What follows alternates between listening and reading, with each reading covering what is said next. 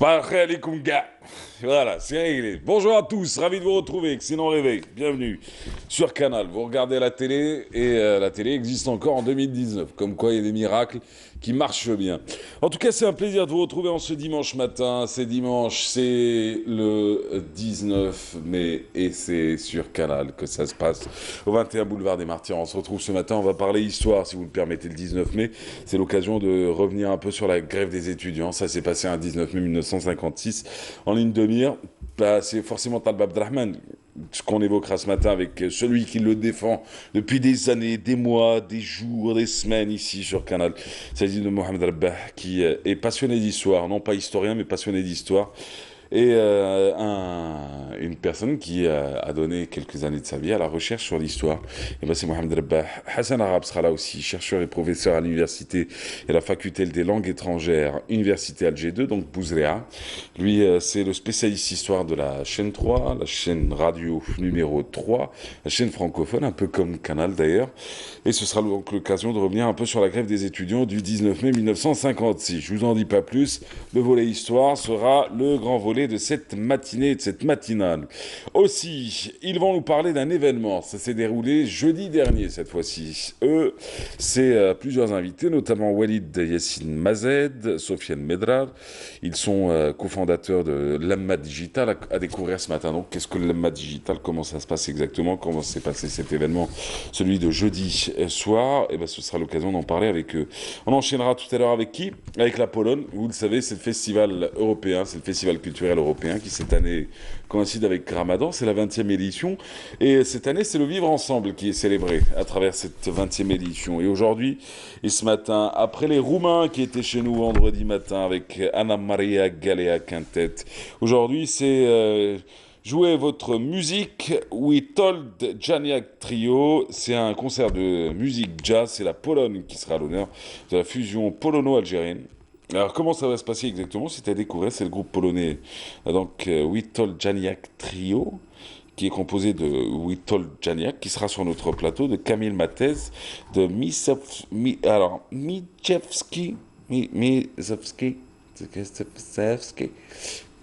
Ma grand-mère, elle était de Californie, elle n'était pas de Pologne. Alors du coup, il y aura aussi, enfin c'est en tout cas plusieurs musiciens, notamment Misha Thomas, Rutsowski, là je me suis pas trompé, qui seront donc sur scène pour partager un peu de musique et ce beau petit mélange. Donc ils vont jouer du jazz mélangé à un peu Enfin, je crois pas qu'il y ait de la musique algérienne, mais c'est plutôt avec une touche algérienne. Alors, la touche algérienne, ça peut être un musicien qui est dedans. En tout cas, on en parle. Ça se passe à la salle Ibn Zaidoun, c'est à 22h30, c'est ce soir. C'est à ne pas manquer, c'est le festival culturel européen, c'est l'une des dates attendues après la roumaine. C'est la polonaise qui est attendue. Donc, la polonaise, c'est ce soir. Et on enchaînera tout à l'heure avec qui? Avec Myriam Moussaïd. On finit avec elle l'émission d'ailleurs. Ce matin, elle va parler du curcuma. Vous savez ce que c'est ou pas? Comment on l'appelle en arabe? Comment on l'appelle en arabe? Vous me dites maintenant. Comment on appelle le curcuma en arabe? Est-ce que vous connaissez la réponse? Aïchou? الكركم. Hein? الكركم. Oh, mashallah. Mashallah. Tout simplement. Tout simplement. Et qui a tiré le nom de l'autre? Ah ça je sais pas, je pourrais pas Ouais. me dire. C'est une bonne question. Enfin bon, après... Il y a des fois des questions un peu inutiles. Bon, on se les pose parce qu'on est journaliste. Et quand on est journaliste, On cherche perd à un peu... comprendre. Non, on cherche à perdre du temps surtout des fois. Alors du coup, bah, c'est un plaisir de vous retrouver. Vous allez présenter quoi ce matin? Eh ben la météo. Et alors, quelques mots, juste avant de... Un peu de nuages quand même. Ah oui, Il y aura quand des même. nuages. Et Vous pouvez me quelques donner pluies. la température d'Alger? 23. Voilà, comme ça, pendant votre météo, je me mettrai à chercher des trucs sur Twitter. Ça me dérange un peu. J'ai résumé tout. Ouais, c'est ça. Allez, du coup, bienvenue à vous tous, bienvenue sur Canal, bienvenue dans la matinale. Vous regardez la télé, bah oui, forcément. Et ce matin, on va commencer avec la météo. C'est parti. Avec Mobilis, suivez l'air du temps. Mobilis, partout, avec vous. À l'air du temps ce matin, voilà, on va refaire la présentation. Elle s'appelle Amel Laribis. Vous avez combien d'années de télé? Vous avez 15 ans? Un truc comme ça? Non, ça fait 18 ans quand même. À 18 ans. Je trouve que vous n'avez pas changé d'un iota. Ah bon? Ouais, toujours aussi désespéré. Alors, c'est parti pour la météo du jour. Ah bah je m'attendais à ça aussi. Bonjour à tous et bon réveil. Eh bien pour aujourd'hui, le ciel se montrera le plus souvent voilé, pré-orageux sur les régions de l'ouest, mais le temps va s'améliorer en fin d'après-midi vers l'intérieur. Par contre, le centre et l'est, eh bien on aura un temps voilé à nuageux accompagné de quelques pluies orageuses, mais ces pluies prendront un caractère d'averse en fin d'après-midi sur les régions intérieures de l'ouest et le centre, mais petite amélioration se fera sentir, mais en soirée sur le centre. À noter des vents assez forts vers l'intérieur centre et est, pouvant atteindre les 50 km/h. La moitié sud, localement nuageux sur la wilaya de Tindouf, tout au long des frontières algéro-maliennes, le Sahara central, également le Sahara oriental, avec des foyers orageux pouvant donner quelques pluies durant la journée, mais le ciel deviendra aussi localement nuageux en fin de journée sur la Saoura, le Nord Sahara et les oasis, avec 2 fréquences seulement de sable vers le Sahara central. Les températures, quant à elles, eh bien, seront plutôt agréables et le maximum pour aujourd'hui, on notera 24 degrés du côté d'Oran, Tlemcen, Guelma, 23 Alger, 20 du côté de Tijouzou et Djelfa, 22 à Naba, 21 à Al-Bayad, 19 à Sétif, au sud 32 degrés Gardaïa, Biskra, 34 à Béchar, 35 Hassim Soud, Ouargla, 38 degrés à Tindouf, 37 Tamanrasset, Janet également Elizi et enfin 44 degrés le maximum toujours à Borj, Bedi Mkhtar et Ingazam. On va faire un petit tour cette fois-ci du côté du Moyen-Orient. Le ciel restera partiellement voilé à Bagdad, Koweït, Riyad, également Abu Dhabi, Masqat et Khartoum. Des nuages pluvieux à Sanaa. Ailleurs, le soleil s'en donnera à cœur joie. Côté température, eh bien, on relèvera 31 degrés à Damas, 28 à Amman, 34 au Caire, 41 degrés à Bagdad, 36 Jeddah, 37 à Riyad et Abu Dhabi, 34 à Masqat et enfin le maximum toujours à Khartoum avec 43 degrés. Voilà, je vous retrouve tout à l'heure juste après le journal télévisé de midi et d'ici là, très très bonne matinée.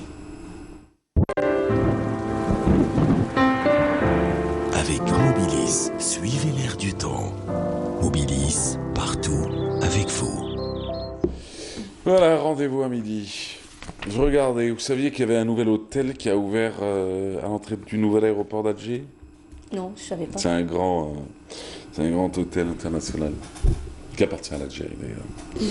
C'est le Hyatt Regency. Donc je voyais la visite du ministre actuel donc, de ce site. Voilà. Ok. Ouais. Bon. Bon, j'y vais. Ah ouais, si vous pouviez disposer rapidement, je me sentirais un peu mieux. Vous voyez, je stresse un peu en vous regardant. J'ai mal, je stresse, je peux plus. C'est comme les psychopathes, j'en peux plus sans la voix. Bon bah à midi. Inch'Allah. Bah oui, bon à midi, vous faites un tour à Dalbeda ou pas? Oui, là tout de suite. Ah là tout de suite. Ouais. Dalbeda, c'est là où il y a le siège de l'Office national de météorologie. Alors ils y vont pour récupérer un papier. Non, les cartes aussi, confectionner les cartes. Ah, quoi, vous les confectionnez? Ah bah oui, c'est à nous. Hein. Ah c'est à vous? Enfin, c'est nous. Ouais, mais avec un je peux logiciel. vous dire un truc? Oui, allez-y. Mais le problème, c'est que quand on regarde la A3, Canal Algérie, la chaîne 4, la chaîne Amazir, la Ardia, c'est absolument les mêmes cartes. Ah bah oui. Ah, donc vous y allez pour confectionner tous la même carte? Non, à part les continents, bien sûr. Ah, vous choisissez Nous, on chacun? a les continents, puisqu'on présente l'Europe et ou le Moyen-Orient, donc c'est ça la différence. Et eux, ils présentent? Bah, eux, ils ont autre chose, je sais pas. Hein. Ils font quoi? L'Australie, Non, non, là, mais les mêmes continents. le mais en arabe. Nicaragua, le... Mais en arabe. Ah, en arabe, d'accord. Chacun a son poste. J'aimerais bien faire une petite proposition qui baissera les bouchons sur la capitale, mais j'ai peur que ça soit mal pris. Donc du coup, vous avez compris pour les plus intelligents. Je vois pas trop ce que je pourrais rajouter. Madame, prenez soin de vous. Merci Je bien. vous souhaite une excellente journée. Excellente À midi, journée. on se retrouvera avec Inch'Allah. plaisir. Sachez que je rentre chez moi, Oui, je vais me mettre sous ma couette, Oui. et je vais regarder votre météo. c'est ça, je vais vous Et je vais croire. m'endormir juste après. Je vais vous Eh croire. ben oui, je vous le dis. Moi, je fais Ramadan la demi-journée, je dors pendant l'autre partie. Et je me réveille à 19h30. Bon, à tout à l'heure. Quant à nous, tiens, dans quelques instants, retour aux choses sérieuses. On va parler histoire. On est le 19 mai, forcément, on revient sur la grève des étudiants. Ça s'est passé en 1956. Ça s'est passé il y a 63 ans, pour être très précis. D'ailleurs, pour en parler, Hassan Arab et Mohamed Rabbah, ce sera juste après. D'abord, cette chorale. Ça s'appelle Tollab El Jazair. نحن طلاب الجزائر. Oui. Je pense que c'est ça. Hein. Non. C'est ça ou pas ça? On regarde? C'est ça, bah oui, c'est ça. Ah ben voilà. Fallait juste pas changer, vous avez dégoûté ma journée. On y va. Vous m'avez bousillé, je trouve.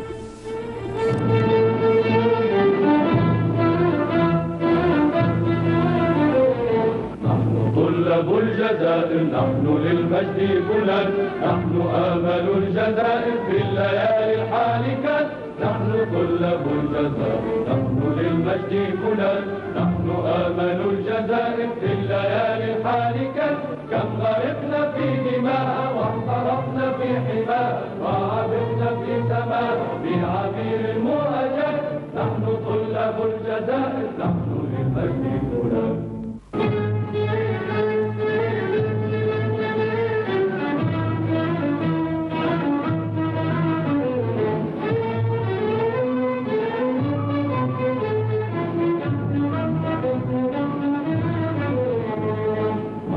الطلاب إن قدوة للدائرين كم عصفنا بالجبل سل شعوب الأرض عنا كم صرانا الظالمين واحتكمنا في المصائب نحن بلغنا الرسالة نحن صدرنا العدالة نحن حطمنا الجهالة واصطنعنا الظلمات نحن بلغنا الرسالة نحن صدرنا العدالة نحن حطمنا الجهالة واصطنعنا الظلمات نحن طلاب الجزائر نحن للمجد بلاد كم غرقنا في دماء واحترمنا في حماها وعبرنا في سماها في عبير المهجات نحن طلاب الجزائر نحن للمجد بلاد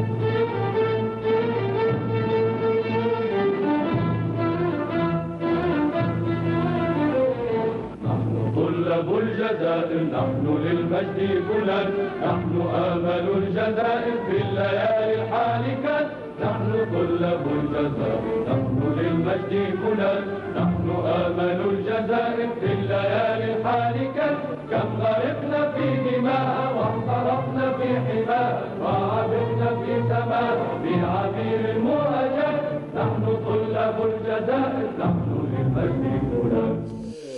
Voilà, alors du coup, c'était Tolleb El Jazair ce matin sur Canal. Et comme annoncé, le gros volet de ce dimanche matin est consacré à l'histoire. L'histoire, 19 mai 56, 19 mai 2019, on en parle aujourd'hui. Hassan Arabe, bonjour. Bonjour Mahrez. Comment ça va bien? Ça fait un moment que je ne vous ai pas vu. Toujours à la chaîne 3. Oui. Vous êtes journaliste d'ailleurs, spécialiste en histoire. Vous êtes la référence histoire de la chaîne 3. Je le dis, je l'assume, hein, vous n'êtes pas obligé d'acquiescer ou pas. En tout cas, c'est un plaisir de vous retrouver sur ce plateau. Mohamed Rabba, bonjour. Bonjour. Passionné d'histoire, vous faites de la recherche d'ailleurs. Vous êtes à la tête d'un travail de sensibilisation assez remarquable et remarqué sur Taleb Abdelrahman. On va en parler d'ailleurs aujourd'hui. Ça tombe très bien avec cette date du 19 mai 56, 19 mai 2019. Messieurs, pour commencer, 19 mai 56, peut-on parler un peu de la grève des étudiants, forcément? Bien sûr, c'était... On commence avec vous, Hassan Arabe. Pour qualifier cette date mémorable dans l'histoire de la guerre de libération nationale, il s'agit donc d'un événement unique dans l'histoire des mouvements de libération dans le monde. Voilà, donc en pleine guerre de libération, les étudiants algériens décident de boycotter les cours et les examens le 19 mai, à partir du 19 mai 1956. Cette décision intervient dans un contexte particulier, marqué par une montée de violence contre les étudiants. Il y a eu des arrestations, il y a eu un certain nombre, il y a eu des intimidations, il y a eu des tortures, il y a eu même des assassinats. Donc oui. il y a eu un cas, c'est Qassem Zedour, connu, donc qui a été arrêté par la police française, torturé et assassiné. Ensuite, il a été jeté à la mer son cadavre a été lesté de 70 kilos de plomb, mais son corps a été par la suite rejeté et il s'échoua sur le rivage. À partir de ce moment, la découverte de ce corps, vers le début de l'année 1956, c'était en hiver, donc les étudiants ont décidé donc d'aller vers des organisations internationales. Donc c'est pourquoi la première condamnation sérieuse, c'était le Comité international des étudiants qui a condamné l'assassinat de Qassem Zedour. Oui, oui, allons-y. Je voudrais ajouter quelque chose. Il y a eu aussi l'assassinat du docteur Benzerjeb, qu'on appelait le médecin des pauvres. Et la réaction des étudiants a été le 20 janvier 1956. Et ils ont fait grève des cours et grève de la faim. Et je pense que c'est un peu cela, le prélude de la grève du 19 mai. C'est vrai qu'il faut rappeler le contexte, parce que les étudiants européens eux-mêmes avaient fait grève et voulaient rejoindre l'armée d'occupation, l'armée française, pour combattre l'ALN. Et il faut rappeler des dates. Le 6 février 1956, Guy Mollet était venu et il y a eu une réaction de tous les partisans de l'Algérie française, racistes, ce qui a touché la population musulmane et les étudiants musulmans. Il faut rappeler qu'il y a eu aussi la création de l'UGTA. Donc ce premier semestre 1956. C'est-à-dire, au-delà des faits, mon ami Rbah, il ne faut pas oublier que la grève des étudiants s'inscrivit dans une stratégie du Front de Libération Nationale. C'est-à-dire, à partir de juillet 1955, la date de la création de l'Union Générale des étudiants musulmans algériens, l'UGMA, je pense que les responsables du FLN, normalement à Alger, ont mis une stratégie globale, une stratégie de lutte qui consiste à mobiliser l'ensemble des catégories sociales en Algérie. Donc, je termine.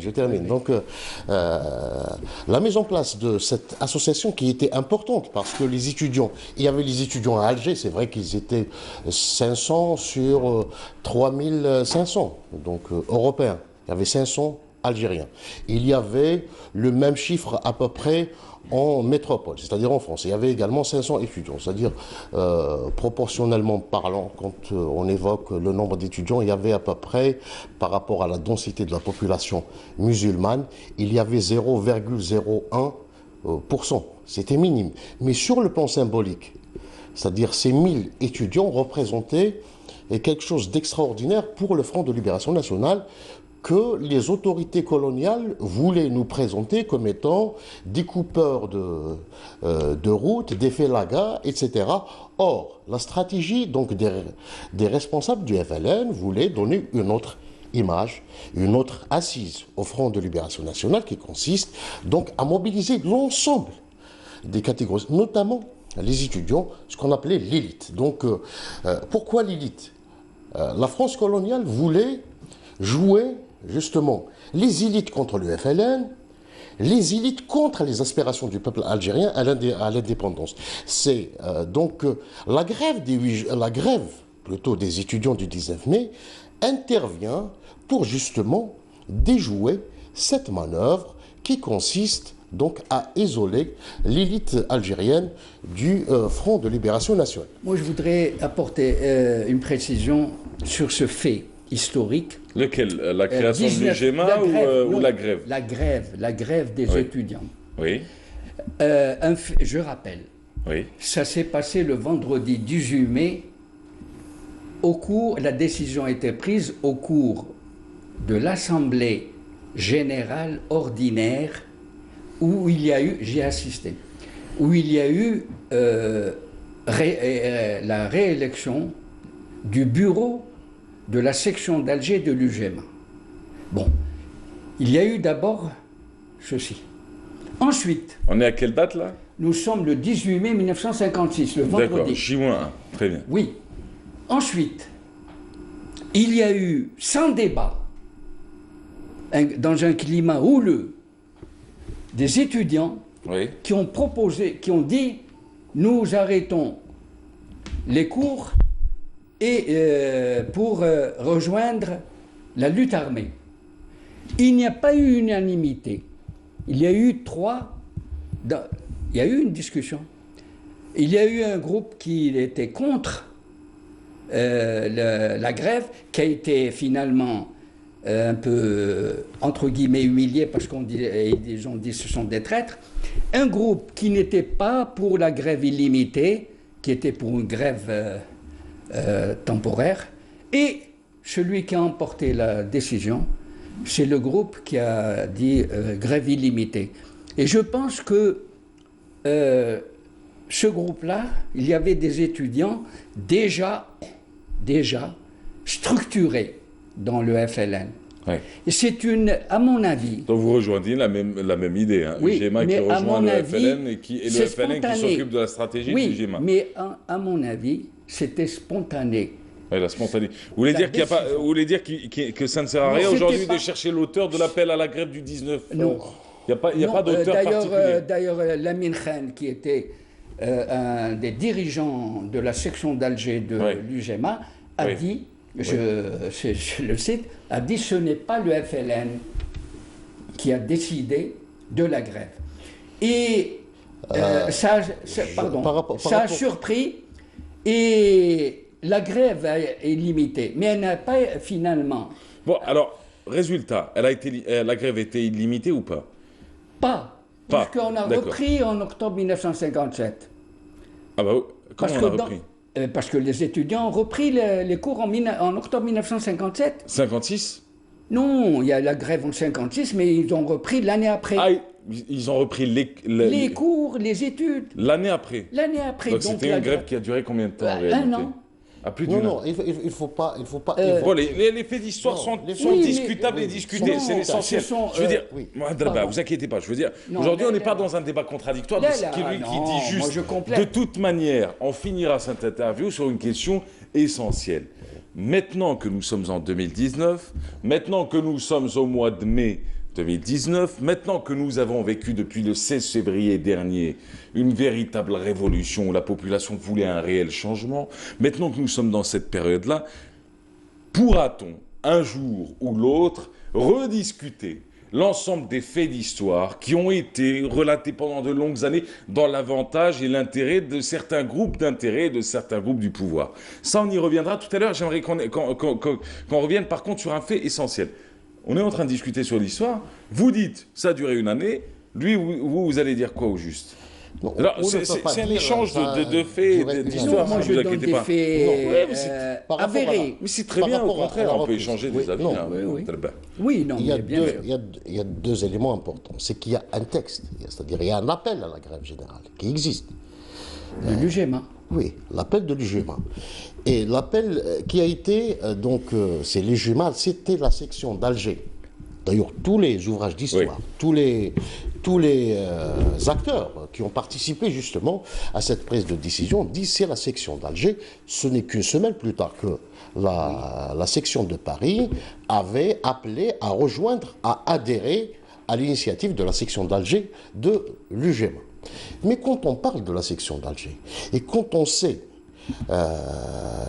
La proximité. les rapports, la proximité et les rapports très très étroits avec la direction du FLN qui a commencé donc à voir le jour au niveau d'Alger autour de Abban Ramadan, Ben Khadda et vous savez que l'ensemble, l'Arbi Ben Mehdi, l'ensemble de ces étudiants étaient à mon avis, et vous le savez très bien monsieur Rebah, parce que c'était Rebah Al-Khadar qui a joué un grand rôle dans la sensibilisation d'un certain nombre d'étudiants, notamment Lamine Khan, et son épouse à l'époque.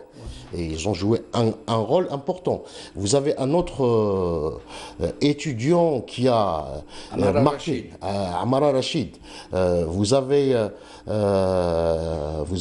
d'autres étudiants. Ben Yahya. Mais il y avait Président de la Mohamed Sadiq Ben Yahya également. Donc, mais la décision d'aller vers une grève générale était discutée avec les responsables du FLN à Alger. Elle était discutée selon. Donc, d'ailleurs, certains disent c'est la grève, c'est le FLN qui a. Et la section d'Alger a. Mais vous voulez dire que la grève s'est arrêtée à la capitale ou est-ce qu'elle a touché l'ensemble des régions? Elle a Non, parce qu'il y avait que l'ensemble de l'Algérie. Parce qu'il y avait les lycéens et les étudiants. Il ne faut pas oublier les lycéens. Oui. Mais au départ, c'était Alger, parce qu'il y avait le centre, il y avait que l'université d'Alger. Alors, juste sur un petit détail qui ne refera pas l'histoire, mais à l'époque, notre week-end, c'était quel jour? Samedi et dimanche. Samedi et dimanche. Il y avait la fête de Pentecôte lundi, donc la grève très bien. après. Exact. Donc du coup, je pose des questions, hein, parce que vous avez parlé tout à l'heure des faits historiques auxquels vous avez assisté et participé d'une certaine manière. Vous avez parlé du 18, qui était un vendredi. Donc forcément, on a fait une grève le samedi. Non, c'est pas tout à. Moi, j'aime pas. C'est mobilisation, peut-on appeler grève à arrêt d'un processus? Non, c'était un processus, attention. Non, parce que c'est cela. Le samedi matin, il y avait cours. C'est cela. Et ça a été la déclaration. C'est cela, elle est tombée le 19. De l'UGMA a été rédigée presque sur place. C'est cela. Non, le texte a été, c'est-à-dire le jour de la dernière réunion, parce qu'il y avait une réunion le 17, il y avait une réunion le 16, il y avait une réunion au niveau de la fac centrale, c'est-à-dire l'université d'Alger à l'époque, le 16. Il y avait une autre réunion, donc du côté de la mosquée Kechawa, c'était le local de l'Union Générale des Travailleurs Algériens. Pardon, juste parce que les faits, c'est pas pour... Oui. Le local, c'était le siège de l'UDMA, l'Union démocratique qui a été cédée à l'UGTA avec sa création. Et l'UGTA venait à... mais c'est l'UDMA qui a prêté... C'est-à-dire, non, le 19 mai 1956, nous savons, le 18 était, donc le local appartenait à l'Union Générale des Travailleurs Algériens. Enfin, parce que c'est important. C'est ça, l'UDMA, l'UGTA, bon. Non, c'est important, parce que même l'UGTA, c'était une organisation qui a été créée par le Front de Libération Nationale, il ne faut pas... Parce que je vais donner il y avait une stratégie un de mettre en témoignage, place... celui qui a ouvert la porte. Oui. Et qui était? Je le vois encore. Ah, vous le voyez encore? C'est Bourouiba Hassan. D'accord. Qui était un des responsables de l'UGTA. De l'UDMA devenu l'UGTA. Et qui l'UGTA. était aussi de l'UGTA. Mais c'est surtout le local. Bon, j'insiste. Non, moi je me pose juste la question. Qu'est devenu l'UDMA par la suite? L'UDMA, à la suite du ralliement, si je peux dire, de Farhat Abbas au FLN, l'UDMA, finalement, s'est dissoute. Alors, si vous le permettez, on va suivre un retour, un récit. Voilà, on ne peut pas parler de reportage, on va parler d'un récit sur la grève des étudiants. Il est signé Amal Bouarba. On se retrouve juste après. Il y a 63 ans, des milliers de lycéens et d'étudiants algériens désertent les bancs des classes et des universités pour rejoindre les rangs de l'armée de libération nationale. Ce jour-là, à l'appel de l'Union générale des étudiants musulmans algériens, une grève est déclenchée et suivie largement par l'ensemble des lycéens aux côtés des étudiants. Dénonçant la répression coloniale, les étudiants boycottent cours et examens et rallient la cause nationale indépendantiste.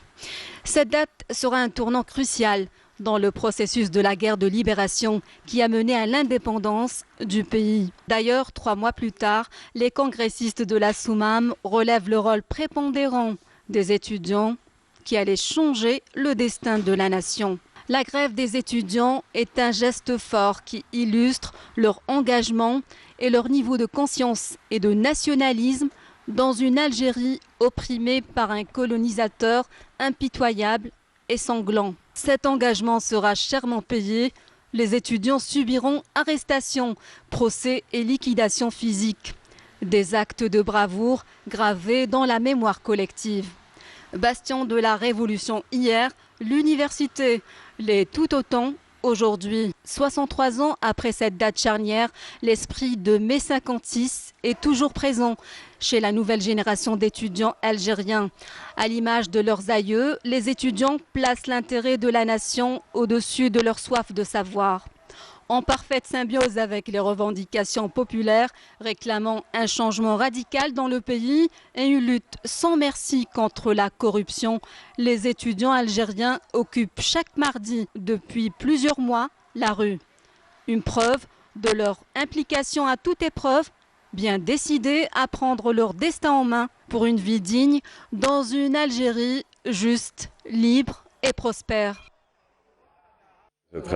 Alors, on était en train de débattre. Alors, la grève des étudiants, la mobilisation des étudiants depuis le mois de fin février dernier, tous les mardis matins, ça se passe en plein cœur de la capitale et dans plusieurs villes du pays. On ne va pas non plus s'arrêter sur ces faits. Bon, il y a une certaine corrélation, il y a une certaine similitude. On va y revenir dans quelques instants, Hassan Arabe, parce que quand on parle de la grève de 56, il y a le même flou qui existe sur la grève, sur l'ensemble des grèves qui se déroulent là actuellement, d'ailleurs, dans le secteur universitaire algérien, même si on veut nous faire croire qu'il n'y a pas de grève, mais s'il y a une vraie mobilisation et un vrai engagement des étudiants. Alors, mais juste avant, dans ces images-là, on voit Talba Abdrahman. Oui. Alors, c'est assez particulier. Hein, oui, c'est très particulier et je voudrais exprimer ce que j'ai ressenti. Oui. Mardi 7 mai, je suis sorti, j'étais dans la rue et j'ai vu un étendard à la tête du défilé à l'effigie de Taleb Abdrahman. Avec la devise... Ça a dû vous faire quelque chose. Avec la devise « Kil barah, kil youm ». C'est un peu la chanson Chabi « Kil youm, kil zman ». Ouais. « Kil barah, kil youm ». Ça exprime quoi? C'est le même combat. Le même combat que nous menons pour une Algérie heureuse, une Algérie libre, une Algérie où il y a la justice sociale. Et je rattache maintenant pourquoi derrière l'étendard, l'effigie de Taleb Abdrahman. Ouais. Je voudrais dire deux mots, rappeler Taleb Abdrahman, symbole de la jeunesse engagée, sorti du peuple. Son père était pâtissier. Il se levait à 5 heures du matin pour aller gagner le pain de ses enfants et il a tout investi sur son fils aîné, Taleb Abdrahman. Et c'est tout un symbole. Il a lutté contre l'oppression coloniale. Et c'est ça que les étudiants ont, à mon sens. Pas tous, parce que j'ai reçu votre article, on en a parlé d'ailleurs. Oui. Très tard la nuit par mail, je ne sais pas ce qui s'est passé. Alors du coup, très tard la nuit par mail, on en a parlé vous et moi. Et puis la marche d'après, j'ai été sur le terrain pour aller rencontrer des jeunes.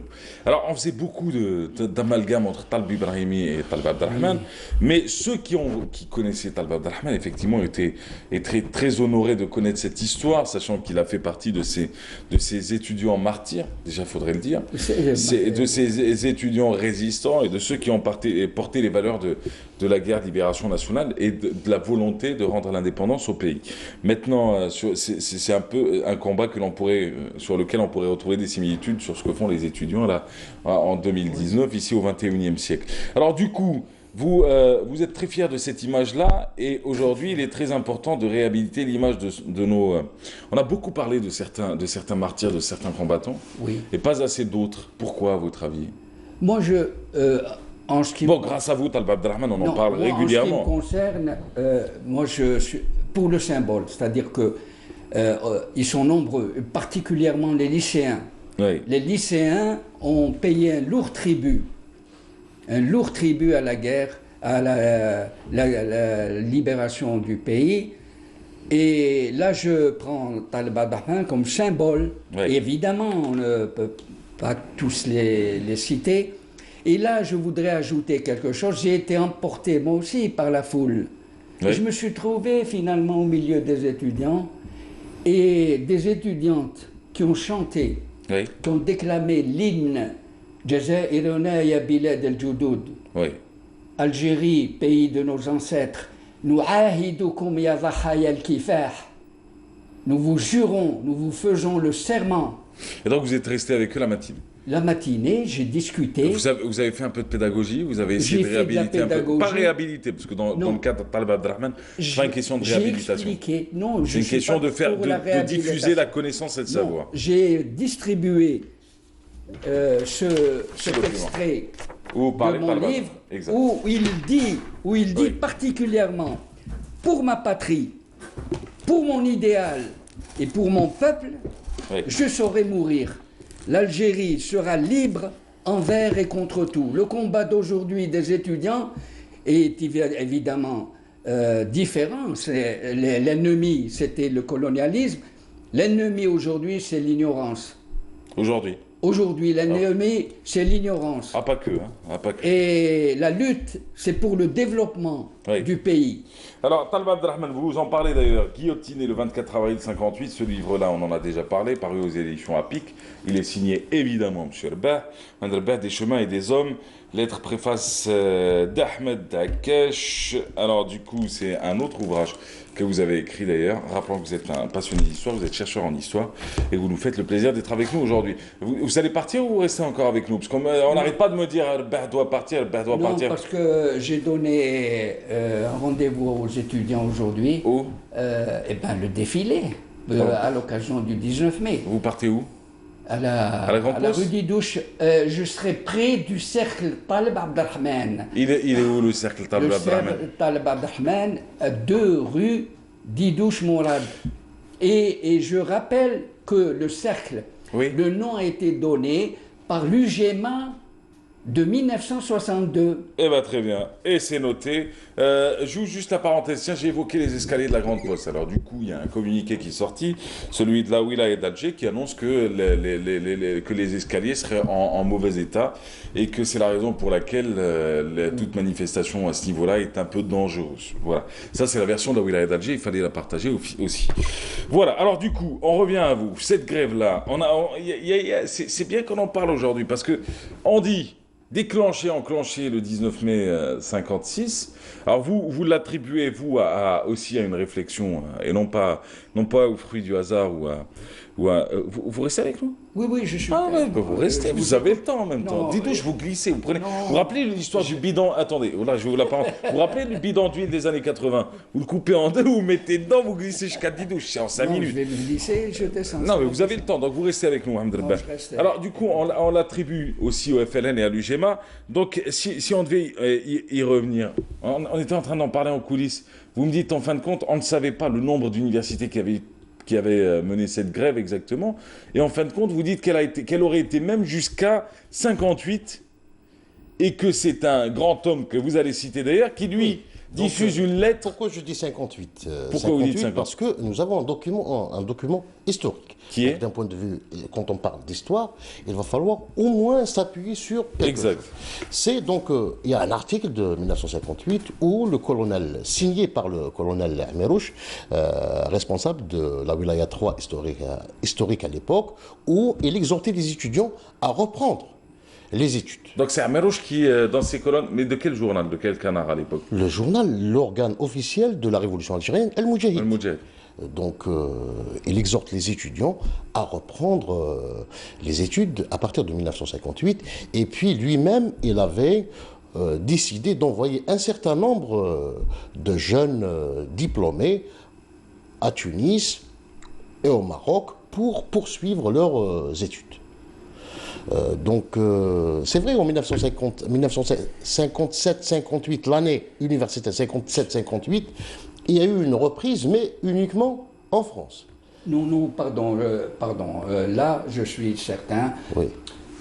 En octobre 1957, les étudiants de l'unique université à l'époque d'Alger ont repris. Et les lycéens ont repris.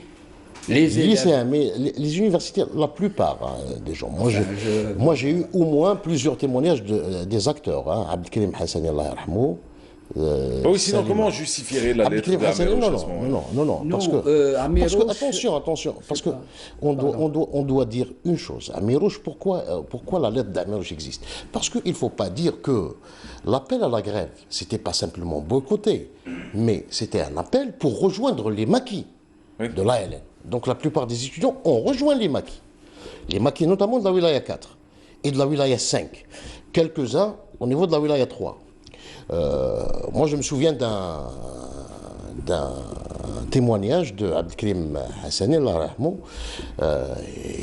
m'a raconté le périple avec ses amis étudiants. Donc il part d'Alger, en passant par la wilaya 4, la wilaya 5, pour rejoindre un petit peu, pour franchir les frontières ouest de l'Algérie et se retrouver donc au ministère, au MALC, au ministère de l'Armement et des Liaisons Générales. Donc il sera affecté donc à la toute première section des transmissions. D'accord. Il y avait beaucoup d'étudiants qui ont été d'ailleurs orientés vers cette section, et vous le savez. Et donc il ne faut pas oublier qu'il y avait donc un certain nombre d'étudiants qui ont rejoint les maquis. Ouais. Donc ceux qui ont repris, parce que l'appel, c'est pas pour faire la grève et rester au niveau du campus, mais faire la grève et rejoindre le maquis. C'était ça le but. Parce que j'ai dit, c'était dans le cadre d'humaniser un petit peu les maquis, donner une autre assise, donner une autre configuration aux maquis, aux différents maquis de l'armée de libération nationale.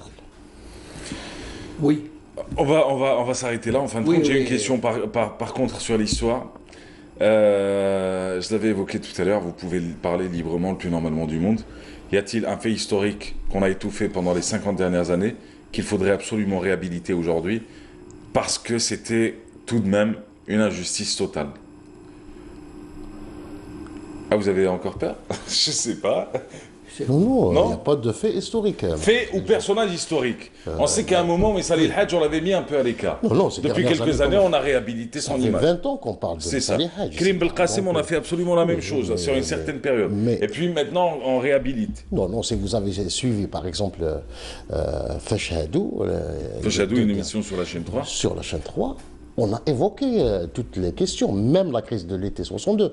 Mais maintenant, il y a un problème. C'est-à-dire, il y a un risque de révisionnisme. C'est-à-dire, l'histoire, il faut peut-être donc sensibiliser les gens. Il faut laisser les historiens écrire l'histoire. C'est ça. C'est ça. Chose qu'on n'a pas faite durant les 50 ans. Pas assez, en tout cas. Je voudrais ajouter une chose avant. Et on finit avec? Oui, on finit avec parce qu'il y avait le portrait de l'Arbi Ben Mehdi.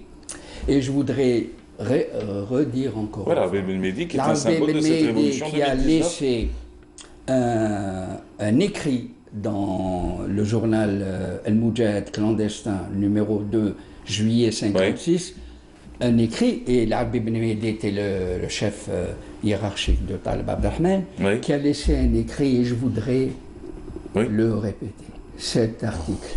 Les objectifs de la révolution. Mais en quelques mots, hein, pour mots, 3 mots. 3 mots, très bien. 3 mots. C'est pas l'Arbi Ben Mehdi, mais c'est le temps. C'est l'Arbi Ben Mehdi, mais 3 mots. On pourrait en parler des heures et des heures, et ce serait avec joie. S'est levé pour une république démocratique et sociale, pour une société socialiste, il faut voir l'article, et pour une réforme agraire véritable et révolutionnaire. En espérant, oui, allez-y. C'était le rêve de Talib Abdelrahman pour cette Algérie-là. Et on est mort pour ça. On rêve cette fois-ci d'accéder à cela. Voilà. C'était donc le rêve de tous les étudiants de l'époque, et le rêve de tous les étudiants de cette époque, par contre, c'est de pouvoir vivre dans un pays démocratique, indépendant et libre, qui leur permettra de s'épanouir et d'épanouir les leurs. Voilà. Merci, messieurs. Merci, Mahrez. On se retrouve bientôt? Oui. Ouais. Ce sera avec joie en tout cas. On se retrouve bientôt. Ah oui. Ah bah oui, vous êtes Merci, chez vous. Prenez soin de vous. Hein. Ouais, marchez bien merci, aujourd'hui. ouais, ouais. Marchez bien. Non, le médecin a dit il faut marcher, je marche. Eh ben marchez bien, c'est ce que je dis.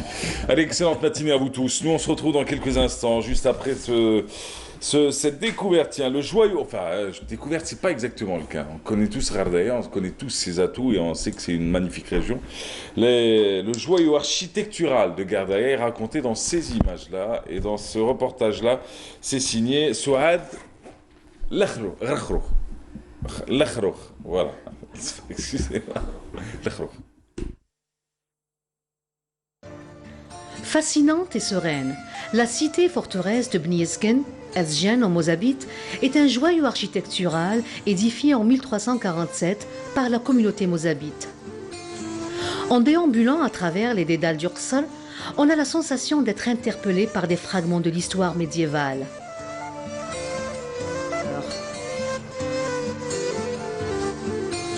Les habitations s'organisent autour de la mosquée qui domine le paysage.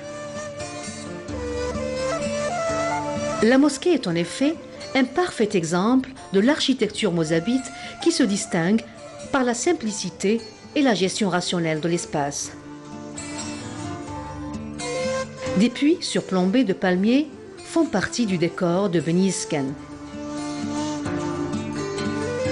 Ici aussi dans la ville, les gens ils ont creusé des puits. À peu près, on va à 25 mètres de profondeur, on arrive même jusqu'à 40 à 45 mètres de profondeur. Avant, lorsqu'ils creusent un puits, qu'ils y font un palmier à côté. Ça, c'est des côtés économiques. Lorsqu'ils prennent de l'eau, le gaspille dans la terre, il irrigue le palmier. Et lorsque le palmier produit des dattes, donc il y a le comité de mosquée, c'est lui qui vend ces dattes-là, surtout pour enrichir la caisse de l'Waqf de l'Habous. Le point culminant de la cité est la tour de Gué Boulila, érigée sur le côté ouest d'Urksal. C'est l'un des éléments les plus importants du système défensif de la cité. Bni Yezken est mystique et particulière avec ses ruelles étroites et sa place du marché. On a pu faire un voyage à travers le temps et l'histoire. Je pense que tout le monde devrait visiter cette région, en particulier pour découvrir la beauté de ces cités-forteresses.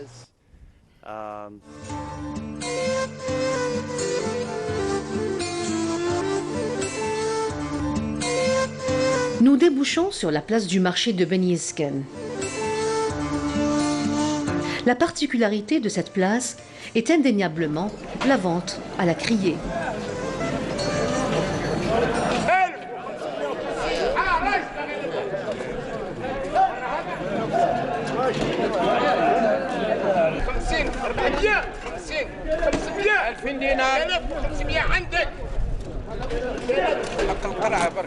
La vente se déroule selon les règles établies par le Conseil des Azzaba.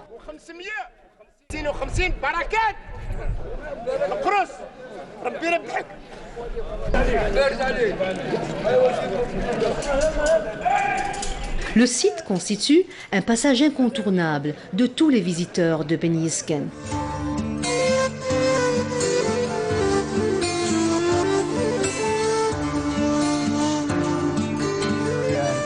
Ce qui m'impressionne encore, c'est bien l'architecture unique en son genre, marquée par des formes géométriques simples et classiques. And what we would call classical and very pure geometry of the forms. C'est l'heure de quitter les lieux, car bientôt, la porte d'Urksal va se refermer. Une tradition qui remonte à l'époque où les hommes voyageaient pour commercer. Ainsi, Bni Yezken restait protégé des intrus et du temps qui passait.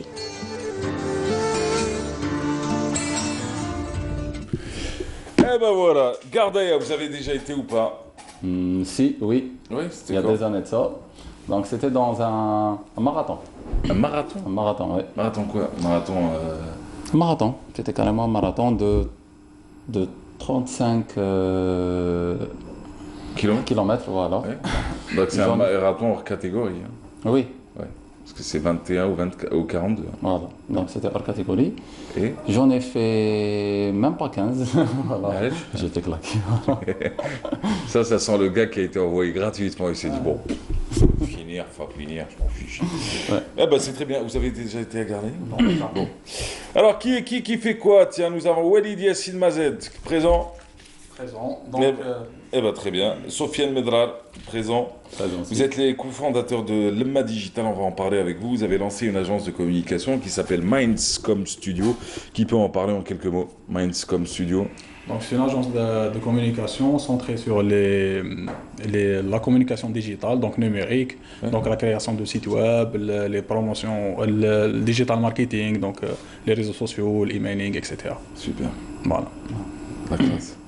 Et l'un des projets de cette agence, c'est le Lemma Digital. C'est la première édition. Oui. Bon, le Lemma Digital, en fait, c'est un projet à part. Donc, c'est un projet à but non lucratif, voilà. Ouais. Donc son but c'est de faire connaître et vulgariser le domaine du digital en Algérie. Ouais. Voilà. Et puis on en a fait un concept qui est Algerian Digital Talks. Ouais. La première édition, elle s'est déroulée donc jeudi passé, le 16 mai. Exact. Donc, sous le thème l'impact des réseaux sociaux dans la conscience collective. Ouais. Donc, c'est un sujet. L'impact des réseaux sociaux dans la conscience collective. Alors, vous me faites une traduction pour ma mère qui regarde l'émission. Donc, أعطيني بكلمة بسيطة يعني من فضلك. أخي الكريم. تجيبها لي avec les gens qui parlent du digital matin, midi et soir, mais qui ne comprennent pas eux-mêmes ce que veut dire le digital, on en a marre. Donc j'aimerais bien que vous m'expliquiez l'impact des réseaux sociaux sur la conscience collective. Sur la conscience collective. Donc à la base, avec l'événement, on a essayé de réunir plusieurs composantes de la société. Donc on a réuni des professionnels du domaine, des femmes influentes du domaine, des étudiants actifs dans des clubs scientifiques ou des représentants d'entreprises, ou des speakers, pour étudier ou analyser l'impact. Donc quel est l'impact que peuvent avoir les réseaux sociaux sur la société, de manière générale. Les conséquences, quoi. Les conséquences positives comme négatives. Je fais des faits donc qui m'a le Hirak, qui m'a خليها تصدي, qui m'a Trashtak Challenge, qui m'a خليها تصدي n'a rien changé. Si. Je pense les prix encore. Il y a eu les prix de Kawash. Ils ont baissé chouïa. Ah oui, si. Oui. On a mis. Je peux pas citer les noms de marques parce que je vais me retrouver avec un autre procès sur le dos. Ça va aller. Alhamdoulilah, moi je veux un procès par an, pas plusieurs. mais je peux vous parler d'une marque qui n'existe même pas à l'étranger, qui tourne à des prix exorbitants. Je pourrais vous parler de plusieurs. Il n'y a pas un véhicule à moins d'1,5 million. 1,5 million, on est sur un véhicule bas de gamme, petite taille, où vous et moi on ne peut pas monter. Hein. On choisit, soit tu montes toi le matin, moi le soir. Tu vois, mais il y a aussi le phénomène de l'inflation qui a augmenté et accentue l'effet à date. Voilà. Donc même le dinar. C'est pour ça qu'on est arrivé à la mesure du ministre du Commerce qui dit, bon je vous des parenthèses, qui dit je vous autorise à aller acheter des véhicules de moins de 3 ans à l'étranger parce que moi en Algérie j'ai pas réussi à convaincre les constructeurs, les monteurs de véhicules, on va même pas parler de construction. Il y a quelques mois, il y a quelques années, tu disais monteur à la télé, tu te faisais, pas à la télé heureusement, on l'a toujours dit ici, mais dans certains médias, tu te faisais démonter. Hein. Oui. Sincèrement, tu te faisais démonter. Ils appelaient directement, oui, il se prend pour qui, truc. C'est la réalité, on a on a collé des tableaux de bord et on a gonflé des pneus, faut pas non plus se mentir. Alors du coup, l'impact des Khléat, c'est OK. Hirak 2019. Trashtak Challenge, c'est un effet mondial. Ah oui, donc c'est un Algérien. Younes, j'ai oublié le nom, désolé. Exact. Donc il a lancé une photo d'avant et après. Et ça a été repris. Alors la sienne a marché parce qu'il y a quelques années, il y a d'autres qui l'avaient fait aussi, mais qui n'ont pas eu le même impact. Comme quoi sur les réseaux sociaux, ça dépend du moment durant lequel tu as posté ton truc. Ça dépend de beaucoup d'éléments. Ouais. Ça s'appelle la viralité, justement. Justement, l'événement, donc on a des spécialités à le domaine. Oui. L'un d'eux, donc c'est un spécialiste en linguistique. Oui. Donc il nous a parlé, là, les poids les mots. Le mot mais c'est pas lui qui a créé Trashtak. Hein. C'est pas lui qui a créé le mot. Le mot, exactement. Oui. C'est un blogueur américain qui a décidé de dire c'est le trash talk qu'a Effectivement. Tu veux dire c'est l'appellation qui peut tout changer? Oui. Ah ouais, regarde. Faut devenir Vandame, quoi. Genre, demain, on va s'inventer on va s'inventer des mots. D'ailleurs, c'est pour ça que vous avez choisi le mât digital. Le mât, Ramadan. Non, le mât, ça a commencé, ça fait maintenant 8 mois. D'accord. Donc à la base on fait des lives, on ramène donc des spécialistes pour traiter des sujets. On fait des workshops gratuits, donc des ateliers gratuits, donc sur divers domaines, donc développement web et mobile, digital marketing, design graphique, la photographie, rédaction, etc. Donc à la base c'est ça le mât digital et on participe dans d'autres événements en tant qu'intervenant avec les consultants qu'on a. Votre bureau il est où? À Dalbeda. À la base les événements c'est un peu partout.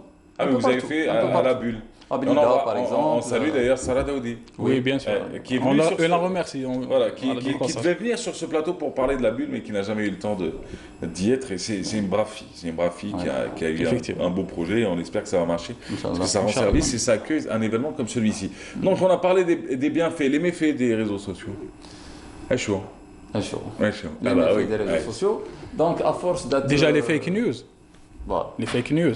Bon, c'est un effet beaucoup plus pour les entreprises. بصح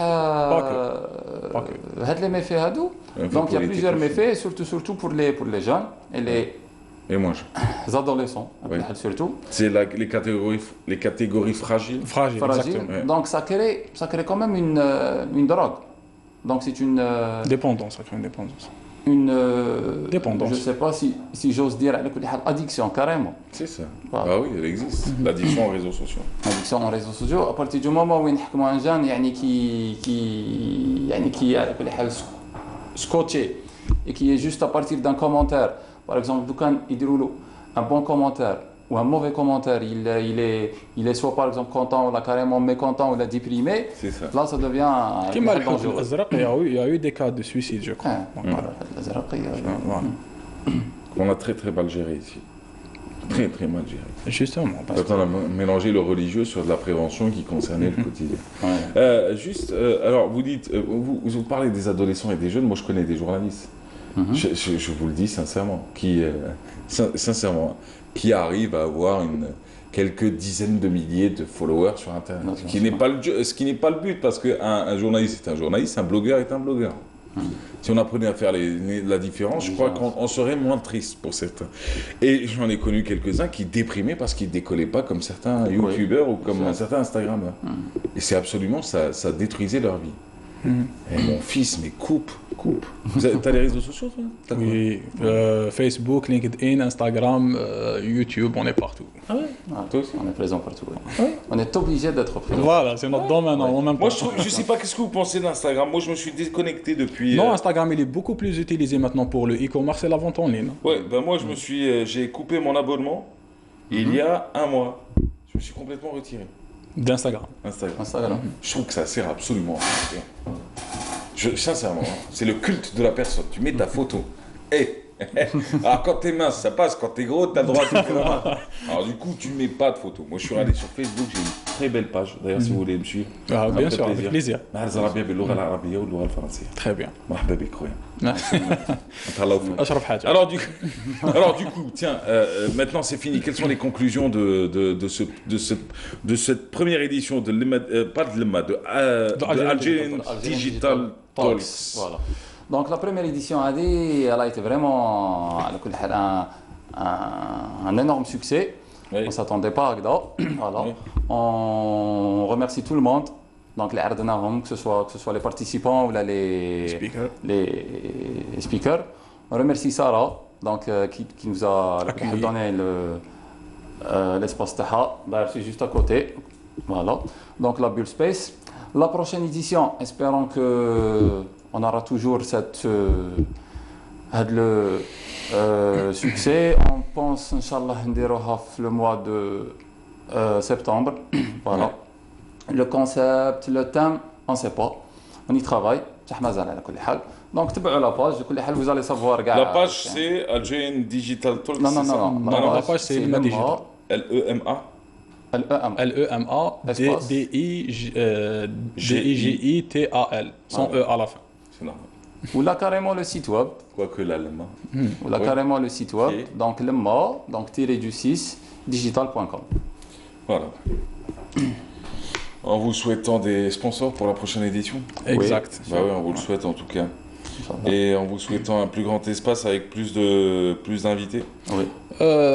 D'ailleurs, en parlant d'espace, on a fait déjà les premiers workshops, on les a fait à Blida. Oui. Donc c'était à la promo SIM, donc à Blida centre-ville. Oui. Donc le problème, cette fois-ci, on a fait à la Bull Space par rapport, comme c'était après le Ftor et Ramadan, il fallait un endroit un peu proche du centre. Et ça avait marché à Blida. Voilà. Oui, ça avait marché. Il y avait beaucoup de participants dans chaque. Déjà, dans les workshops, on peut accueillir que 25 participants parce que dépasser 25, c'est un peu l'anarchie ingérable. Oui. On avait eu jusqu'à 200, 220, presque 300 inscrits. Donc à chaque. Voilà. On remercie d'ailleurs donc la promo SIM.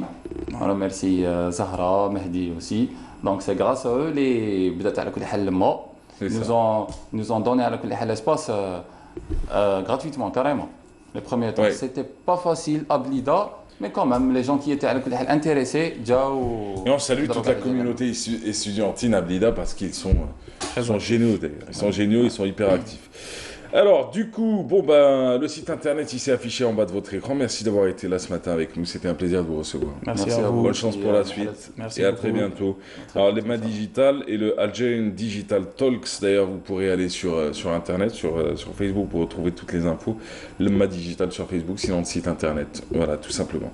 Merci d'avoir été là, messieurs. Walid Yassine Mazed, Sofiane Medrar. À très bientôt. Bonne chance aussi pour votre agence communication, l'agence Mindscom Studio, qui se trouve à Dalbeda. Voilà, Dalbeda. Super. Allez, quant à nous, on se retrouve dans quelques instants, si vous me permettez. Avec qui? Avec la Pologne qui sera à l'honneur. C'est le 20e festival culturel européen, avec le vivre ensemble comme thématique principale, comme annoncé ce matin. Mais c'est la Pologne qui sera là pour nous faire vivre du jazz. Alors, du jazz polo algérien ou algéro-polonais. Alors, on va comprendre ça dans quelques instants avec Witold, avec Michal, avec Camille et avec Ewa, qui seront sur notre plateau pour parler de la Pologne et de cette soirée ce soir à Ibn Zaydoun. Ce sera juste après ce reportage sur cette exposition d'artisanat à la galerie Aïcha Haddad. C'est Leila Ben Aïcha qui nous a suivi tout cela. On se retrouve juste après.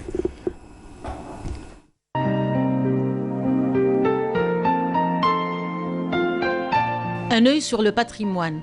Cette exposition qui se tient jusqu'au 26 mai à la galerie Aïcha Haddad rentre dans le cadre du mois du patrimoine.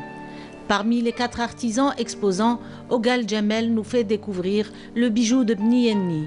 Des joyaux réalisés dans l'authenticité et le respect des modèles anciens.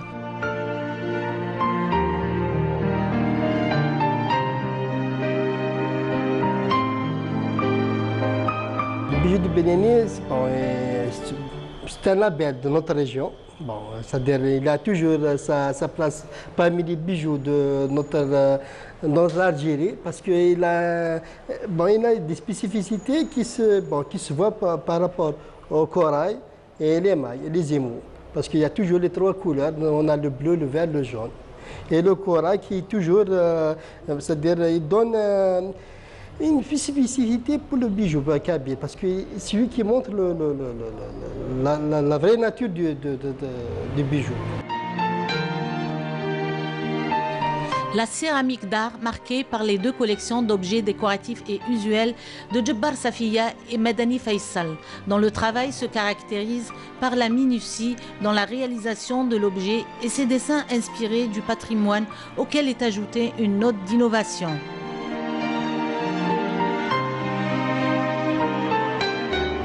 Dans la décoration sur bois, Aldjia Bouzida expose une collection d'œuvres inspirées de modèles ancestraux, serties d'une couche de peinture florale et autres motifs typiquement traditionnels, un charme visuel pouvant séduire le visiteur.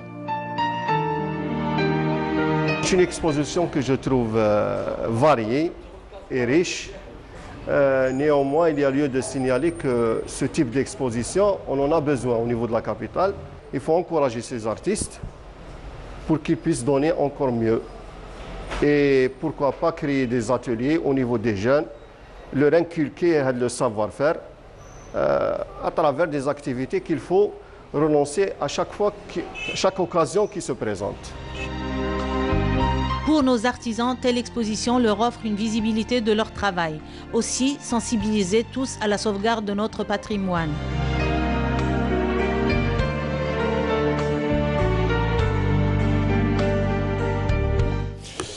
Voilà, c'était l'exposition racontée donc ce matin par qui? Par Leila Ben Aïcha, une expo d'artisanat à la galerie Aïcha Haddad. Excellente matinée à vous tous. Comme annoncé, c'est le Festival culturel européen. On en parle ce matin, 20e édition. Le Vivre Ensemble, c'est la Pologne d'ailleurs ce soir sur scène. Alors, il y a des pays qui ont été fabuleux sur scène. Et on a d'autres qui ont été décevants sur scène. Exécrablement décevants. Alors, mais ce qui est sûr, c'est que question Roumanie et pour la Pologne, c'est les deux soirées qui étaient les plus attendues. Et ce soir, c'est la Pologne qui sera donc sur scène avec Witold Janiak Trio. Et on en parle ce matin avec nos invités. Alors, celle qui va nous aider à la traduction, c'est vous, Madame Amel Kouri, bienvenue. Merci. Marhaba bik, bienvenue sur le plateau. Alors, du coup, ce matin, avec nous, pour en parler, donc Witold Janiak. Exact. Bienvenue. Witold Janiak. Comment on dit bonjour en polonais? Dzień dobry. Dzień dobry. Dzień dobry. Voilà. Et comment on dit marhaba bik en polonais? Oj, marhaba bikum. Bienvenue. Bienvenue, dzień dobry, witamy. Witamy. Dzień dobry, witamy, Biramga, ça fait plaisir. Alors, du coup, avec nous aussi, Michał, voilà, Michał Rutkowski. Rutkowski. Sorry, I'm really sorry. Because my pronunciation is Alors, du coup, et nous avons évidemment Kamil Michewski. Bienvenue vous trois, bienvenue sur le plateau. C'est du jazz qui sera à l'honneur ce soir. Est-ce que vous pouvez nous parler un peu du jazz polonais? Est-il si différent du jazz international déjà? Jazz polski jest różny od jazzu zagranicznego. Jazz ma to do siebie, że umie przejmować elementy różnych kultur. Le jazz a sa spécificité qu'il peut recevoir différentes cultures en soi-même. I to powoduje, że jest bardzo uniwersalnym językiem. Et c'est pour ça on peut dire que c'est une langue universelle. I to powoduje, że jest bardzo popularny. Et c'est pour ça aussi il est très populaire. Même en Pologne, quelle est la place du jazz en Pologne? W Polsce, jakie jest miejsce jazzu w Polsce? Polacy bardzo lubią jazz i bardzo... Les Polonais adorent le jazz. Ale może też dlatego, że lubią improwizować, nie tylko w muzyce. Mais aussi, ils adorent l'improvisation, mais pas simplement dans la musique. Dans la vie, même. Mais... Jak jest u was? Kif kif. Ici, tak samo, kif kif. L'Algérie, on improvise tout le temps. Że w Algierii improwizacja jest ciągle. Wydaje mi się, że bardzo wam się będzie podobać dzisiejszy koncert. Donc, par rapport à ça, je suppose que notre concert, vous allez l'adorer. Ah oui, c'est sûr, c'est sûr. C'est ce soir votre concert d'ailleurs. La Pologne sera à l'honneur ce soir. C'est à 22h30. Alors vous allez nous présenter un peu vos camarades. Alors Michał et Kamil. Alors comment s'est faite la rencontre avec vos musiciens? J'imagine que c'est vous qui êtes l'initiateur de ce grand projet. Znaczy to jest coś takiego, że to zawsze trzeba trafić na ludzi i nigdy nie wiadomo jak to zrobić. Il faut toujours avoir la chance pour avoir les bonnes personnes dans la vie, c'est tout. Natomiast ważne jest to, żeby się czuć na scenie dobrze i poza sceną tak samo. Mais aussi c'est très important de se sentir bien sur scène et hors scène avec ces personnes-là pour qu'on puisse faire un bon. Et la rencontre s'est faite où avec des... Gdzie się spotkaliście? Wszędzie. Partout. Spotykaliśmy się wszędzie, ale znamy się z jam sessions. Jam sessions. Ah, les jam sessions, ouais, c'est les... Alors, qui joue quoi, tiens? Est-ce qu'il peut présenter sa formation? Qui joue quoi? Co kto gra? Fortepian, kontrabas, batterie. Batterie, percussion. Magnifique. On écoute un extrait. Alors, vous sortez beaucoup d'albums d'ailleurs, hein. C'est ce qui est super avec vous. C'est que vous n'arrêtez pas. Alors, le voici, votre dernier album. Alors, Witold Janiak Trio.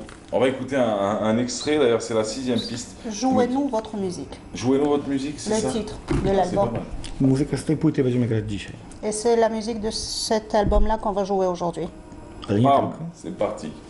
Nie tylko, bo zagramy także kompozycję Krzysztofa Komedy. Donc en même temps il y aura une chanson de Krzysztof Komeda, c'est un des plus anciens jazzmen polonais. Cette année c'est sa 50e anniversaire, c'est-à-dire commémoration de son décès. Krzysztof Commanda aussi, il a fait la musique pour le film Rosemary Baby. Et cette chanson va être jouée No i aujourd'hui. zagramy też w fuzji z muzykami algierskimi. Et aussi la fusion, sans oublier la fusion avec tego się najbardziej nie Africa możemy doczekać. Spirit. Et c'est ça ce qu'on attend le plus, la fusion. Africa Spirit avec Shakib Bouzidi, le leader du groupe. Tiens, on écoute un premier extrait si vous le permettez, on se retrouve juste après.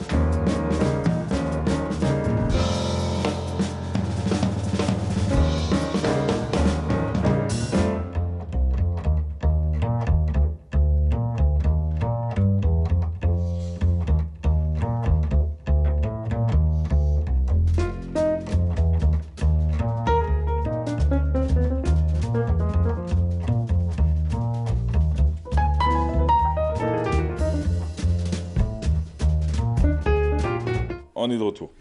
C'était joli, hein. Je voulais écouter tout le monde. C'est pour ça que on a pris du temps, parce que je voulais la partie piano, forcément, maniaque, comme ça devant vous. C'est pour ça que vous êtes chaleureusement invité pour ce soir. Ah oui, non, ce sera avec joie. Et puis la partie contrebasse et la partie percussion, vraiment fabuleuse. Il est exigeant en tant que leader de... Nie, bardzo dużo swobody daje zwykle. On a une très grande liberté. To znaczy, tak jak Witek powiedział, dogadujemy się i na scenie, i w życiu. C'était expliqué, c'est-à-dire on s'entend très bien sur scène et hors scène. Więc on postawi kilka dźwięków, my dodajemy swoje donc, i tak to po prostu Witek donne les premières notes et le reste, ça vient tout seul, tout simplement. D'accord. Pour la partie contrebasse, c'est pareil? Contrebasse to jest to samo? Z grubsza tak. Oui. Z grubsza. Zresztą zwykle jest tak, że muzyka rodzi się między ludźmi na scenie. La musique se crée entre les gens sur scène. C'est ça. I pomiędzy ludźmi na scenie, a ludźmi na widowni. Mais aussi entre les personnes qui sont sur scène et le public. Dlatego muzyka jest takim strasznie towarzyskim towarem. C'est un très harmonieux, c'est-à-dire on doit avoir la complicité de toutes les personnes qui sont à l'intérieur. Vous tournez beaucoup? La dernière scène s'est déroulée où? Scène zagraniczna, gdzie najczęściej gracze? Graliśmy w wielu miejscach, natomiast jakby... On a joué sur plusieurs scènes. W wielu miejscach i okazuje się, że wszędzie ludzie lubią ten rodzaj muzyki, lubią ten rodzaj interakcji też. Donc à chaque fois on essaye d'avoir l'interaction avec le public et à chaque fois où on joue, il y a une très bonne interaction. Wszędzie ludzie lubią polski jazz. Et parfois on a eu un bon feedback du jazz polonais. Ouais. La dernière date, c'était où? Kiedy ostatnim razem graliście? W jakich krajach? Wczoraj w Algérii. Hier à Alger, par exemple. Ah, vous étiez où hier? Gdzie? W tym, no tam gdzie grałem koncert. À Ibn Zaydon. C'était juste une répétition. Ah, la répétition. Voilà, ale ogólnie gdzie graliście? Stuttgart. Donc Paris, Stuttgart. Paris, c'était fin de l'année passée. Mediolan. Gdzie jeszcze? No, w większości w Polsce, większości. Alors, mais juste pour savoir, quel est selon vous, pour des jazzmen, j'imagine que si vous faites du jazz, c'est que vous aimez le jazz, c'est que vous êtes des jazzmen, c'est ça qu'on dit. Je veux dire, je me sens pas idiot dans ma question. Jeśli jesteście, lubicie jazz, to na pewno jazzmenami jesteście, to na pewno lubicie jazz. Lubimy muzykę, która posiada fabułę. On adore la musique qui a une fable, une histoire, qui raconte nous une histoire, opowiada historię. Qui raconte une histoire. Więc jakby to nie jest nasz wymóg, że to musi być jazz, żeby to była muzyka, która nam się będzie podobać. Donc on n'a pas cette spécificité qu'il y a que le jazz qui nous plaît. Jak jechaliśmy z lotniska, pan, który zawoził nas, donc quand on avait le transport de l'aéroport vers notre résidence, puszczał nam muzykę algierską. Donc on a eu la musique algérienne. I to było fantastyczne. Et ça nous a vraiment plu. Ta muzyka opowiada historię. Donc opowiada waszą historię. La musique, elle nous raconte une histoire. I dlatego jest ciekawa. Et c'est pour ça qu'elle est très intéressante. Podobnie jak muzyka Krzysztofa Komedy. C'est la même chose que pour ce qui concerne Krzysztof Komeda, notre jazzman polonais. Wokół jest bardzo dużo bardzo fajnej muzyki. Donc autour d'une bonne musique. Tylko musimy jakby nastawić się troszeczkę na to, żeby ją po prostu zacząć szukać. Mais juste il faut l'écouter pour pouvoir la créer. Magnifique. C'est vos téléphones qui sonnent. Oui, on m'a accusé que c'était le mien. Ils sont en train de... Le mien, il sonne pas. Le mien, il sonne pas. Non, mais c'est pas grave. Hein. Non, c'est bon. Mais moi, je vais vous dire, la modernité, le monde moderne d'ailleurs, et celui de la télé, fait que tout le monde maintenant est avec son téléphone, parce que le monde est connecté et que l'on doit avoir des infos qui peuvent intervenir à n'importe quel moment. Donc vous pouvez le garder allumé. Non, tant que c'est moi, ça ne me dérange pas. Si c'est les autres, j'assurerai. Parce que les autres, ils peuvent sortir un fouet. Alors, juste pour finir, quel est le pays dans lequel tout jazzman devrait jouer? Jaki jest kraj, w którym każdy jazzman powinien zagrać? En prenant du plaisir, hein, pas jouer juste pour jouer. Algéria. Zdecydowanie. Podlizujesz się tutaj. Leciuteńko. Hey, je comprends pas le polonais, mais je sais ce que t'as dit. Hein. Nie rozumiem po polsku, ale zrozumiałam, o co chodzi. Alors, on va écouter un autre extrait. J'espère que ça va vous donner envie d'y aller ce soir. Ça se passe à 22h30. C'est la Pologne qui est à l'honneur. C'est un concert à ne pas manquer. Je vous l'avais dit déjà vendredi dernier. Je vous avais dit la Roumanie et la Pologne, c'est les deux pays à ne pas manquer durant cette 20e édition du Festival culturel européen. C'est parti, deuxième extrait.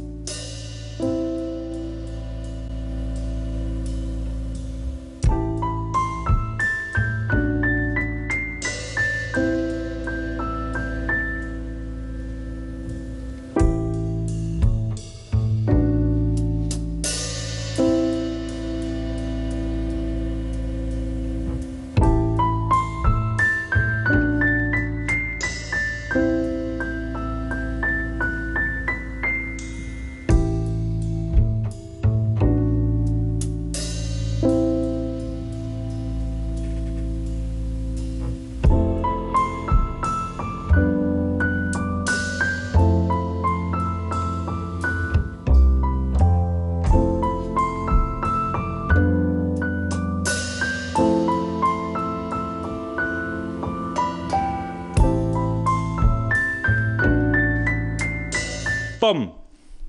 Ce soir, à ne pas manquer. Vous vouliez juste dire que le jazz que vous jouez, c'est un jazz qui est inspiré aussi d'une certaine manière du folklore polonais.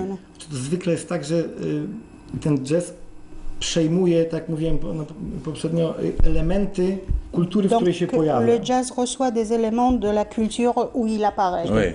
To leży u podstaw jakby jazzu. Donc ça c'est la base du jazz réel. Że przejął elementy z Europy, z Afryki. Donc par exemple des éléments de l'Afrique et des éléments de l'Europe. I przejmuje dalej cały czas. Przejmuje elementy. Il continue à recevoir des éléments muzyki ludowej na przykład, jak la naszej musique traditionnelle, culturelle forte. Dlatego wydaje nam się, że jest naprawdę interesujący także dla innych narodowości. C'est pour ça il est très intéressant même pour les autres nations.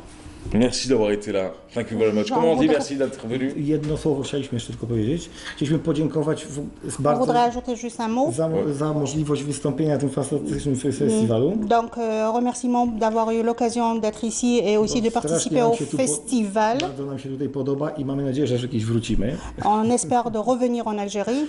Chcemy podziękować ambasadzie polskiej. Et aussi de grands remerciements pour l'ambassade de Pologne à Alger qui nous a permis d'être ici en Algérie.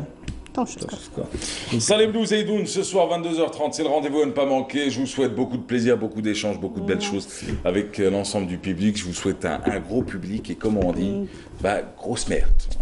Voilà, c'est pour que ça marche. Après, je peux expliquer l'histoire de grosse merde parce que c'est les chevaux et ce qui va avec. Et ça, après, je vous raconte. Thank you very much. Merci beaucoup. Thank you.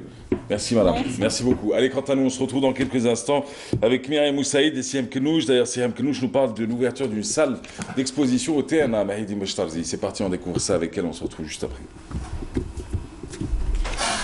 Espace dédié à l'expression artistique a vu le jour hier soir au niveau du Théâtre National Mahieddine Beshtarzi. C'est un espace qui est dédié à toute expression artistique. C'est un espace dédié aux arts plastiques, aux arts visuels. Parce que si on pratiquement c'est les arts visuels, c'est les arts conceptuels, c'est beaucoup plus en règle générale, c'est l'art visuel. Donc c'est des lectures qui vont se faire en parallèle, c'est des rencontres artistiques, c'est des lectures de poésie, c'est des rencontres qui vont se faire, c'est des conteurs qui vont venir évoluer au sein de cet espace aussi, avec la salle qui est attenante à cet espace, et la salle Haj Omar aussi. Pratiquement c'est un mini, l'objectif c'est faire un mini complexe d'art et de culture.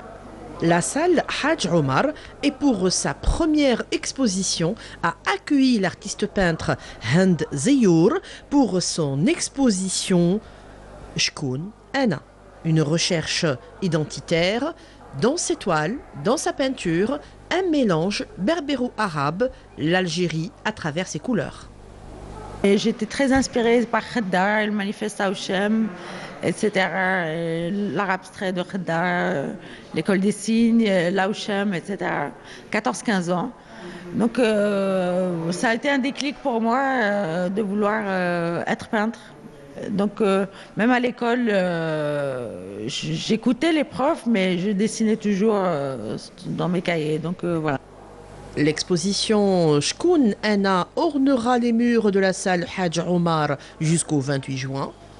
D'autres genres et formes artistiques vous attendent chaque soirée du mois sacré de Ramadan. Voilà, c'est une nouvelle salle d'expo juste derrière le TNA, c'est près de Kchawa, à côté du marché. Enfin, c'est l'adresse à l'Algérienne. Bonjour madame, comment allez-vous? C'est vous qui étiez sur place, c'est une belle salle?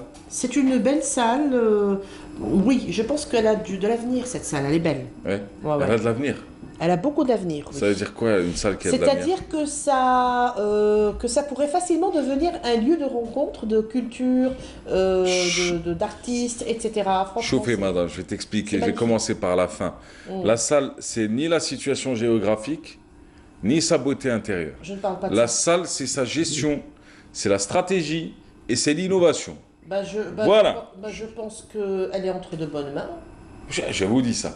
Si vous tombez sur des classiques, vous ne ferez rien de votre salle. Si vous décidez d'innover dans votre salle, ça va marcher. Alors, de un, je vous interdis de me répondre. Je vous interdis de me répondre. Ça fait des semaines que je ne vous ai pas vu, vous n'avez pas le droit de me parler. Bonjour madame, comment allez-vous? Ça va bien? Je parle avec les gens qui viennent, moi. Je ne parle pas avec les absents. Vous n'avez pas le droit à la parole. Je rigole, hein. Ça se voit que tu lui as manqué. Hein. Il n'a pas le droit à la parole, de toute façon. C'est moi qui me fais gueuler dessus maintenant. Ça y est, t'arrêtes, c'est bon, merci. Bienvenue. Voilà. Allez, du coup. Ça va. On va parler du curcuma. Oui, du curcuma. C'est bien? Oui. Je peux avoir un peu l'odeur. Mais c'est quoi votre truc? Non, je veux le bâtonner, moi. C'est quoi votre truc? Chaque ramadan, vous sortez le même sujet? Bah, bien sûr. Oui, chaque ramadan, on parle des épices. Tu veux un peu? Non, merci. T'as peur du Non, j'ai peur de toi. Sors ta langue. Est-ce que tu essayes? Hein? Allez, on y va. Je te jure, on m'a posé la question hier. T'essayes? Ah ouais, comme quand on était gamin. Allez, on y va. Montre la langue. Alors, donc, je parle du curcuma parce que tout simplement, c'est le mois sacré de Ramadan. On utilise énormément d'épices dans nos repas. Et donc, je parle aujourd'hui du curcuma, qui est une épice sacrée alors dans son pays d'origine, qui est l'Asie du Sud et l'Asie du Sud-Est. Donc cette épice a vraiment une très très longue histoire puisqu'elle date depuis la plus haute antiquité. Déjà, elle était utilisée en médecine, elle était utilisée pour teindre toutes les sortes d'étoffes. Et sans compter aussi, il y avait le côté beauté, on faisait plein de produits de beauté avec. Et jusqu'au jour d'aujourd'hui, elle est utilisée dans tous ces domaines, médicinal, culinaire et médical aussi. Alors, donc, bien entendu, elle n'est pas arrivée comme ça en Europe. Il a fallu attendre jusqu'au XVIIe siècle pour qu'elle s'installe effectivement, oui. Donc au départ, donc, elle était appelée Terra Merita. On l'appelle aussi le safran jaune. Voilà. Donc au XVIIe siècle, entre la Grande-Bretagne, les Hollandais, les Français, donc bien entendu la route de la soie, bien avant, mais c'est vraiment au XVIIIe siècle, qu'elle s'est réellement bien installée en France et qu'elle a commencé à rentrer, on va dire, dans la cuisine bien entendu indienne, mais pas que, puisque aujourd'hui, même si on ne cuisine pas indien, on utilise le curcuma dans beaucoup de nos plats. Voilà. Pendant ce temps-là, ça amuse quand même. Ouais, ça s'amuse bien. Ça sent très très bon. Ça coûte combien? Alors, ça coûte combien? C'est entre 1200 et 1500 dinars. Alors, au-delà de parfumer les repas et autres, les plats et autres, est-ce que ça a des bienfaits sur le plan santé? Bien sûr, énormément. Donc, c'est une plante détox. C'est une plante aussi, c'est une épice qu'il faut obligatoirement associer au poivron noir. Donc, ce sont deux épices qui marchent ensemble pour avoir le bénéfice du curcuma. Ouais, voilà. Super. Et on fait un faux débat là sur fatal pas fatal parce que tu as senti ça? Non. Oh, ça sert à rien. Si un knouche. Ça coûte combien, vous m'avez dit? Alors, donc 50 dinars les 50 grammes. Donc celui-là coûte un peu plus cher étant donné qu'il est en bâtonnet. Donc à peu près, on va dire 100 dinars, 100 dinars les 50 grammes. D'accord, on le prend, on le jette dans le plat directement et puis on laisse parfumer. Voilà, exactement. Madame, ça va? Ouais, fatigué, mais bon. T'as pas remarqué, t'as l'impression que c'est de la pierre? C'est très difficile à moudre. Oui, ah non, ça sert à rien de moudre. Parce qu'il il faut surtout pas les mettre dans un comment on appelle ça? J'ai faim. Faut pas essayer de les moudre chez vous à la maison parce que avec le moulin à café, non, c'est clair. Vous allez risquer de casser vous risquez de casser. Effectivement, c'est très très très dur. C'est très dur, oui. C'est ça. C'est ça. Et vous savez comment on appelle cette couleur? En dialectal algérien. Jaune caca. Non, en dialectal algérien, c'est pas du jaune caca. C'est du zafrani. Zafrani, oui.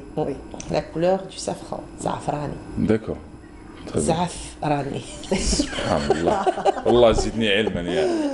Elle a été absente pendant 3 semaines. Le jour, elle est revenue pour me dire le jaune zafrani. Allez, madame, l'histoire, c'est quoi exactement? Je pars en Inde, moi aussi, à une certaine époque très lointaine dans l'Antiquité où tous les hommes étaient des milieux. Et un jour, à Maoura, donc ils ont fait beaucoup de bêtises sur Terre, et les dieux étaient très en colère. Je rêve d'emmener ma femme en Inde. Pour voir la lionne. C'était juste pour vous déstabiliser.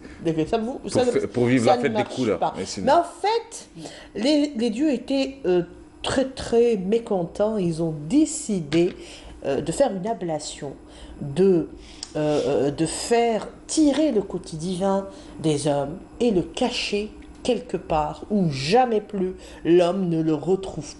Bon.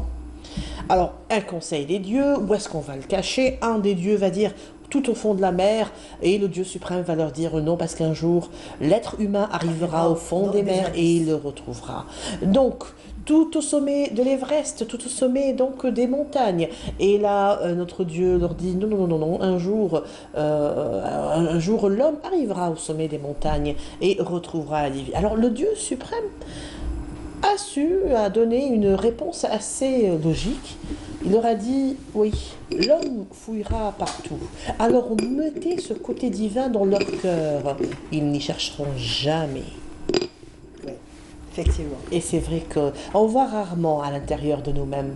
On cherche partout, sur le sol, dans les moindres recoins de la planète. Ouais. Mais au fond de nous, c'est très, très difficile. Et là réside le côté divin de chacun d'entre nous. C'est très bien, c'est bien dit. Oui.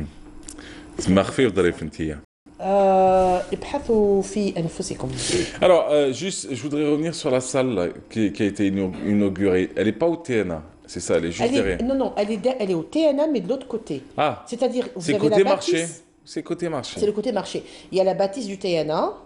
Entre le TNA et le café Tantanville, il y a des marches.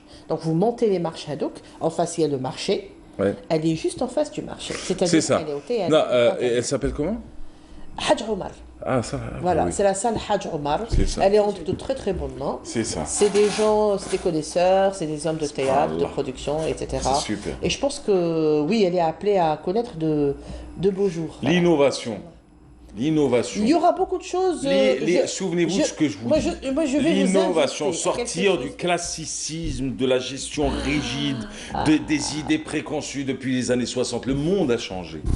Le monde a évolué.